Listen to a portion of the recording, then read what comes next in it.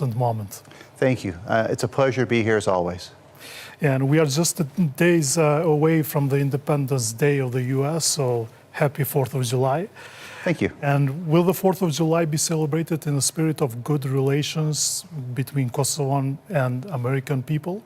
So my impression is the 4th of July is always celebrated in Kosovo, reflecting kind of the unique partnership and relationship the United States has and the American people have with the people of Kosovo. We're looking for a good Independence Day celebration here as well.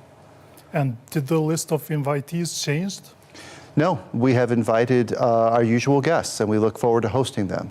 I mean, I should say it's important to note that while we will celebrate together, and we look forward to that, we are in a more difficult moment right now, government to government. The United States government with the current government of Kosovo, we do have some differences, and I shouldn't sugarcoat those or ignore those, but that doesn't mean that we don't share the same strategic objectives, and it doesn't mean that we can't come together to recognize the 247th anniversary of the signing of the American Declaration of Independence, which we will happily do. And this week, 8 American senators addressed the U.S. President, Joe Biden, with a letter to express their concern about the tense situation in the north of Kosovo. In this letter, the senators say that the U.S. efforts to de-escalate tensions have not been reciprocal, especially from Kosovo, and because of this approach, they are willing to change the support of Congress. Is this letter a cause of concern for us? Can Kosovo be subject to U.S. sanctions? So the letter ought to be a cause of concern for all of us, and I think it reflects not just the views of 8 senators, but it also reflects the views of a number of American officials, including within the Biden administration. We are concerned. We are Kosovo's closest partner, and the commitment of the American people to Kosovo itself and to the people of Kosovo remains as steadfast as ever.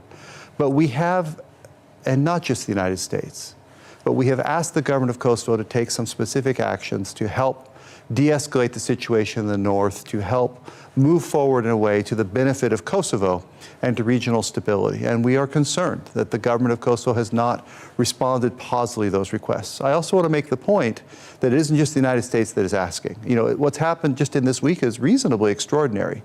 Since Monday, Prime Minister Kurti has met with the British Foreign Secretary, has spoken with Secretary of State Blinken, has spoken with the President of the European Council, Ursula von der Leyen. There's been public statements by the Secretary General of NATO. So basically, the configuration of the institutions to which Kosovo seeks to join someday, which we wholeheartedly support, and the friends of Kosovo, the countries and institutions that have most played a role in supporting Kosovo on this trajectory, are all asking Kosovo, this government, to take some specific actions to implement this 3-point plan from the EU. We're puzzled. It's hard for us to understand why that isn't being responded to in a positive way, and it doesn't seem to be. Puzzled is the word to describe it? Well,